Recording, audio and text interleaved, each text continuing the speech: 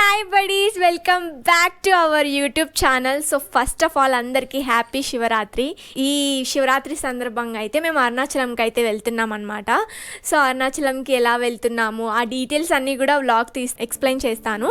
So video అయితే last వరకు చూసేయండి. సో ఫస్ట్ అయితే దేవునికి అయితే ముక్కొని స్టార్ట్ చేద్దాం.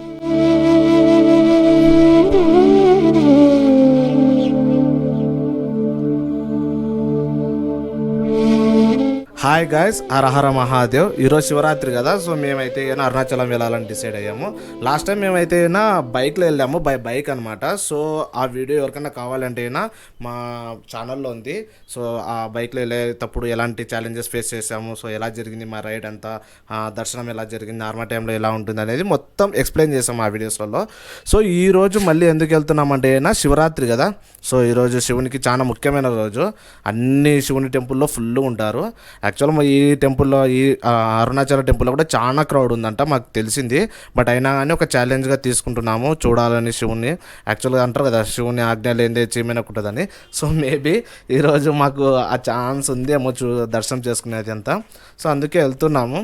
సో చూద్దాము మా వైఫ్ ఏమేమి లగేజ్ ప్యాక్ చేస్తుందో. నాకు అదే పెద్ద ఛాలెంజ్గా అనిపిస్తుంది. ఈ పిల్ల ఏమో లగేజ్ ఏమో దండి చేస్తే మోసేది నేను కదా.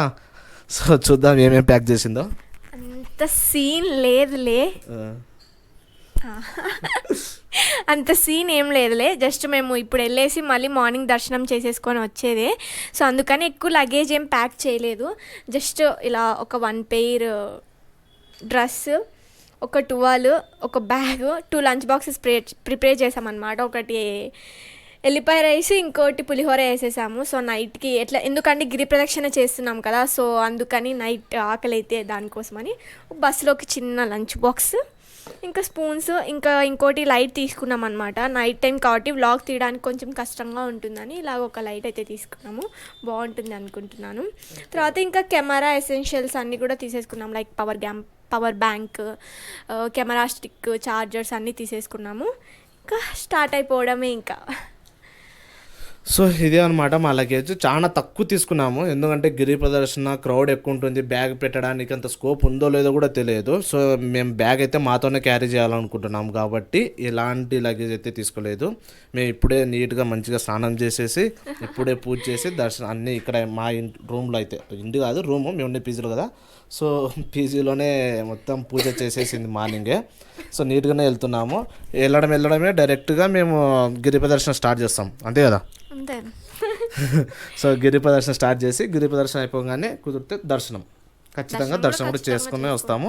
సో వెళ్ళేటప్పుడు ఎలాంటి ఛాలెంజెస్ అన్ని ఫేస్ చేస్తున్నాం మీకు అన్ని చూపిస్తాము, వ్లాగ్ చేస్తూ ఎక్స్ప్లెయిన్ చేస్తాము. సో వ్లాగ్ అయితే ఖచ్చితంగా చూసేయండి బడ్డీస్, అండ్ సబ్స్క్రైబ్ చేసుకోవడం మాత్రం మర్చిపోకండి.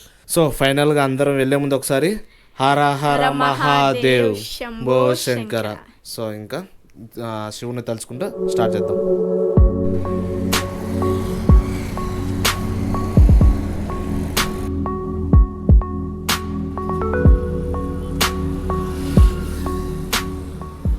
సో బైక్ చూస్తే మీరు ఆశ్చర్యపోయినారు కదా. యాక్చువల్గా మేము ఫస్ట్ బస్ కానీ చెప్పాం కదా, బైక్ వచ్చాము. అసలు ఏం జరిగిందంటే, యాక్చువల్గా ఫస్ట్ నుంచి మేము బస్కి వెళ్దామని ప్రిపేర్ అయిపోయి ఇంట్లో వాళ్ళకు కూడా చెప్పేశాము.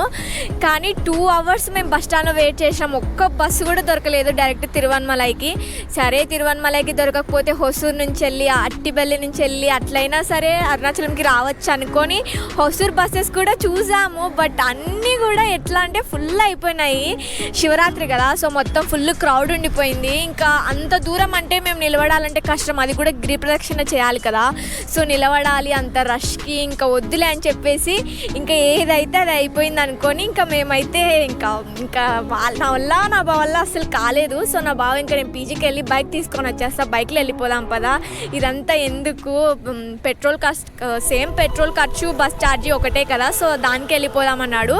సో నన్ను డీమార్ట్ దగ్గర దింపేసి అంటే డీమార్ట్లో షాపింగ్ చేయమని కాదు, జస్ట్ డీమార్ట్ దగ్గర కూర్చో అని చెప్పేసి వెళ్ళిపోయి పీజీ దగ్గరికి వెళ్ళిపోయి మళ్ళీ బైక్ తీసుకొని వచ్చి, ఇంకా స్వెటర్స్ కూడా మర్చిపోయాము యాక్చువల్గా. సో మళ్ళీ స్వెటర్స్ కూడా తీసుకొచ్చేసాడు, హెల్మెట్స్ అవన్నీ తీసుకొని వచ్చేసి ఇంకా బైక్ నుంచి స్టార్ట్ అయిపోయామన్నమాట. సో యాక్చువల్గా అయితే పోయినసారి ఫస్ట్ టైం అయితే మేము బైక్లోంచి వచ్చేటప్పుడు మాకు రూట్ సరిగ్గా తెలియదు, సో ఎక్కువ టైం పట్టేది మాకు. ఇప్పుడు రూట్ మాకు తెలుసు కాబట్టి కొంచెం తొందరగానే వచ్చేసాము. ఆల్మోస్ట్ 70 కిలోమీటర్స్, ఇంకా అంతే 70 కిలోమీటర్స్ ఇంకా వెళ్ళిపోతే ఇంకా అరుణాచలంకి అయితే మనం వెళ్ళిపోవచ్చు అనమాట. సో ఇంకా వెళ్ళిపోదాం మనం. ఓకే, యాక్చువల్గా అయితేనా మేము ఆడ ఒక బ్రేక్ అయితే పడింది మాకు బెంగళూరు నుంచి వచ్చేటప్పుడు అయితేనా ఆల్మోస్ట్ 4కి ఏమో స్టార్ట్ అయినాం కదా. ఎగ్జాక్ట్లీ 4కి స్టార్ట్ అయినాము. ఇప్పుడు ఎంత 5:36 అవుతుంది అనుకో. ఆల్మోస్ట్ 110 కిలోమీటర్స్ కవర్ చేసినాము. మధ్యలో ఒక బ్రేక్ తీసుకున్నాము. సో చాయ్ బ్రేక్ అనమాట. సో మంచిగా ఉంది చాయ్. తమిళనాడులో చాయ్ తెలుసు కదా ఎలా ఉంటుందో, ఇరానీ చాయ్. ఈ పాప కంటే చాలా ఇష్టం ఇరానీ చాయ్. అందుకే అక్కడ ఎక్కడ తాగకుండా తమిళనాడులోకి ఎంటర్ అయిన తర్వాత ఆ ఇరానీ చాయ్ కోసం ఎతికి లాస్ట్ ఒక చోట తాగినాము. చాయ్ ఎట్లుంది? సూపర్ ఉంది. సో ఇంకా జస్ట్ మాకు 70 కిలోమీటర్స్ ఉంది. మేబీ ఒక 1 అవర్ తీసుకోవచ్చు.